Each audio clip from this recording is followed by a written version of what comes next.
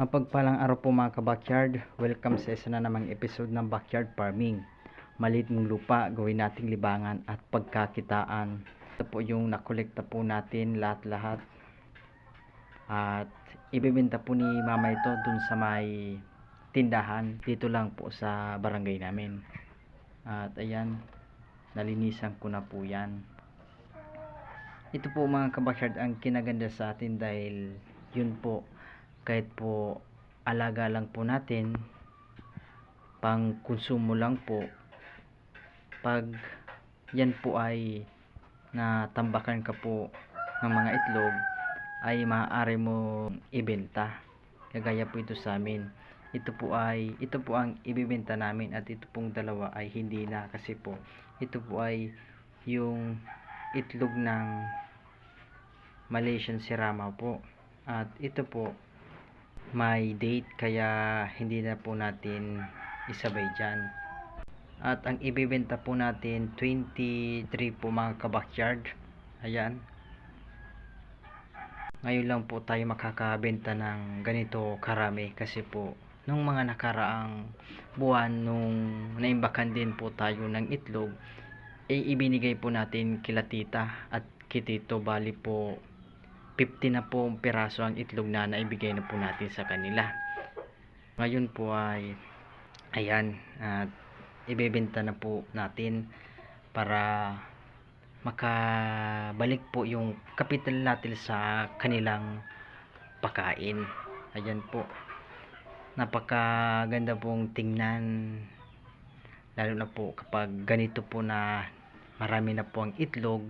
Hindi naman tayo nag-incubate ngayon at may naglimlim naman po, kaso po yung sirama lang po, 4 na piraso po ang kayang limliman, kaya ibenta na lang natin. Hindi naman tayo palagian kumakain ng itlog, kaya ito po naimbakan tayo, kung kaya ibebenta na lang natin para maibili natin uli ng kanilang pagkain.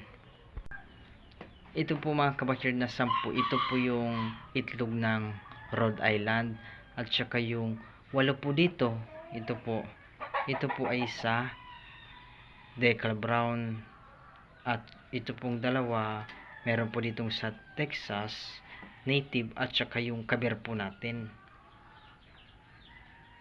Ayan, at ito po yung sirama na di na po natin isasabay, at ito na lang pong 23. Ito po mga ka-backyard ay di po natin alam kung ilan ang presyo nito. Di pa naman kasi tayo nakakabenta ng itlog, at saka yung may tindahan ay alam niya naman po kung magkano ang bilihan ng itlog, kung kaya hintayin na lang natin kung ilan ang mapagbilhan nito.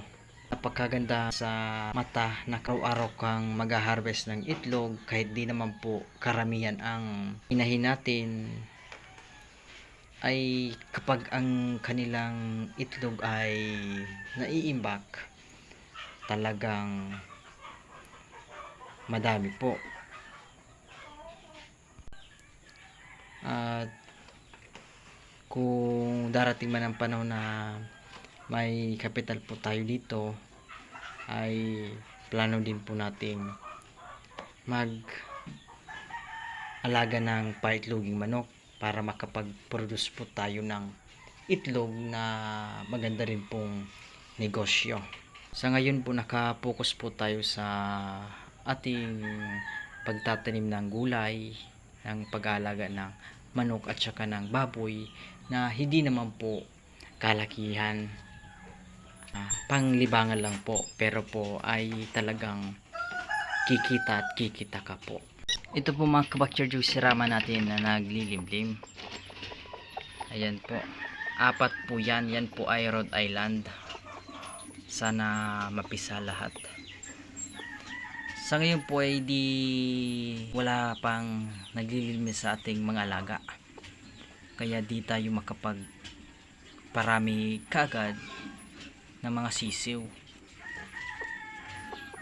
kasi po kontrolado din po ang kanilang pag lilimlim kagaya yan, at sila hindi pa naglilim at nangingitlog pa yung iba. Ito po yung sisiw natin.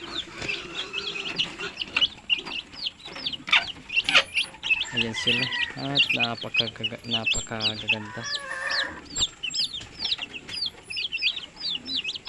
Bali apat po ito. Ito po yung in-incubate natin. Ang napisa po 5 at saka yung isa po ay namatay kasi po di pa, nung una di natin linagyan siya ng ilaw kaya nalamigan, namatay. Sa ngayon po linagyan po natin ito ng ilaw para po mapanatili po ang kanilang mainit na pangatawan na kailangan po ng ating mga sisiw, dahil wala po silang ina na magpapainit po sa kanila. Ayan, ito po ay kabir at saka may decal brown po dito ata, at saka yung iba native. Makikita na lang po natin yan pag lumaki na sila.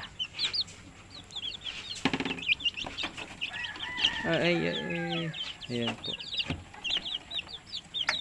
nilagyan po natin ng sako para pag sa gabing mahangin at saka malamig, di po sila malamigan. Ayan po ang ating alaga na nag-produce po ng ating itlog na ibebenta. Ayan po, napaka gandang tingnan. Kahit alaga lamang po sila, libangan, ay nabigyan po tayo ng itlog na ibebenta. Ayan, yan po yung kabira. Linagyan ko po yan ng dayami. Yung umani po kami sa baba, yung dayami po ay linagay ko po dito para may matuka po sila. Ang dayami po kasi pag may mga tira-tira pa dyan na palay, kinakain po nila at saka talaga nabubusog sila na makapangitlog sila ng maganda kasi po palagi silang busog. Ayan, at sabi nila ito daw na dayami, kapag linagay natin sa kanilang pabahay, ang dayami daw kasi mga kabakyard ay dyan na mumugad yung mga insekto ng alaga nating manok, yung mga kuto po. Para po maiwasan natin yan, lumalagay po tayo ng madre de cacao o kakawate, kasi po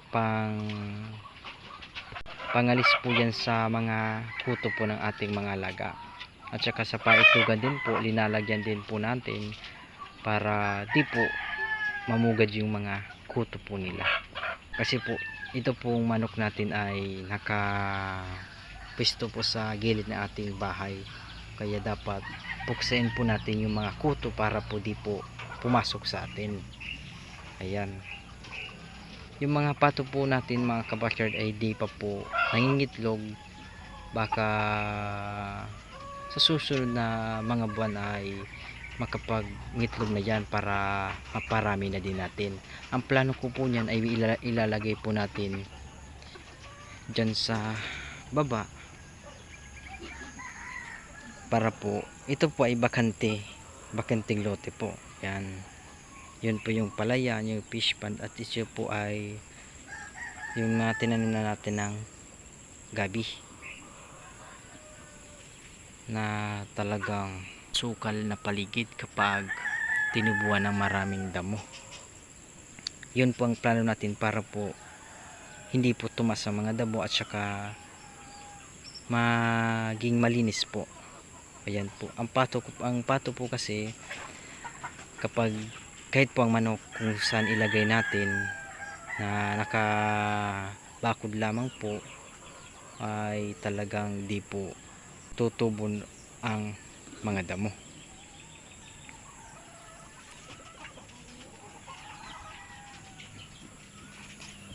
Ang ibinibigay po natin dito sa ating mga alaga ay Egg 1000 at saka Bitmin Pro. Sa ngayon po ay naubos na. Ito po ay nabili po natin sa online. Wala po kasi dito sa mga agribet store. At dun po lamang kita yung nakakabili. At matagal din po dumating. Kaya yan, tubig na muna ang ibinigay ko.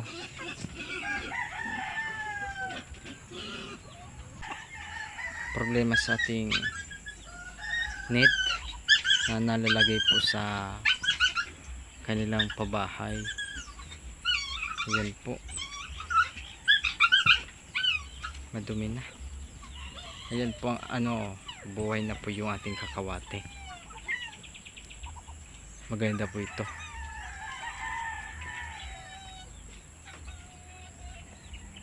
Tingnan natin kung may mangingitlog na naman.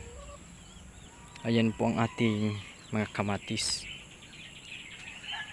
Ang tataas na nila. At saka yung ating talong. Ayan po.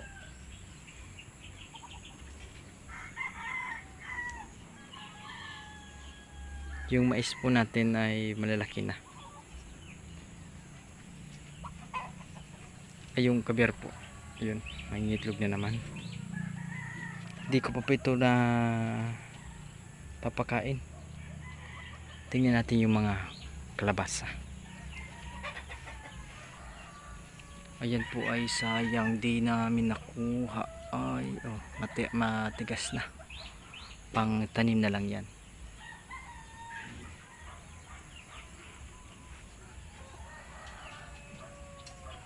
Yung ating Deca Brown.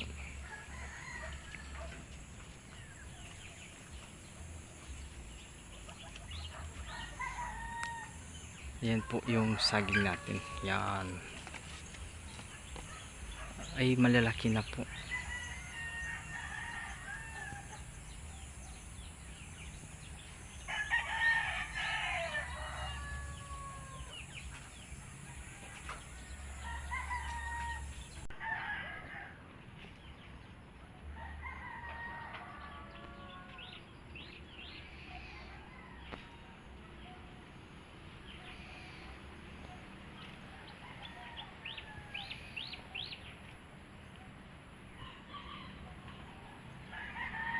Ating mga ampalaya, linipat po namin dito po sa amin. Di po kami nawawalan ng kulay ng pagkain na pang snack po natin, kasi po meron po tayong tanim na gabi at saka yung taro po, at ito pong kamuting kahoy. Yan po ay ginagawang snackan, niluluto po. Pwede din pong lagyan ng gata, at kahit po yung bilo-bilo po pwede po.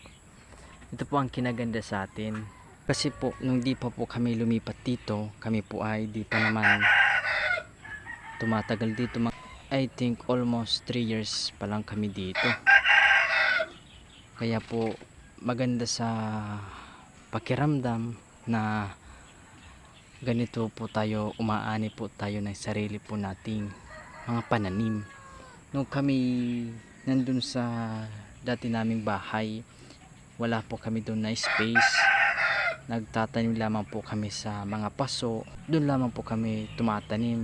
Slab po ang bahay namin doon, tsaka sa taas po doon po kami tumatanim nakapagtanim po kami doon ng mais. Sa sako lamang po yun ng semento, at yung sigarilyas po, sitaw, sibuyas, at saka mga halaman po.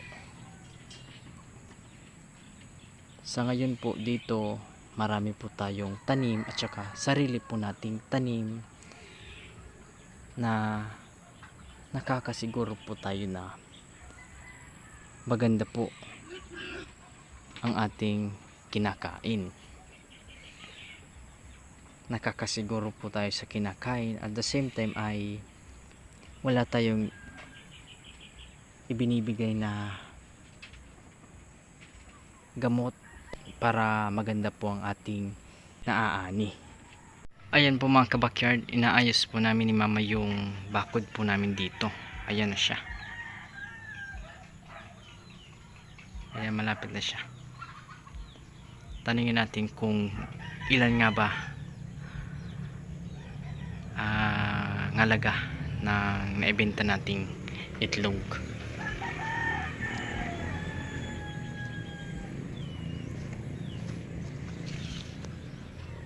Ayan po si mama, nakabili ng isda. Ito po mga kabakyard, nakabili po si mama ng isda galing dun sa itlog na ibinenta po natin dito. Ilan lahat, ma? Ito po. Yung halaga po ng naibenta po nating itlog ay 138 po. Maganda na rin po yun. Yung iba po ay ibili natin ng pampatuka sa kanila.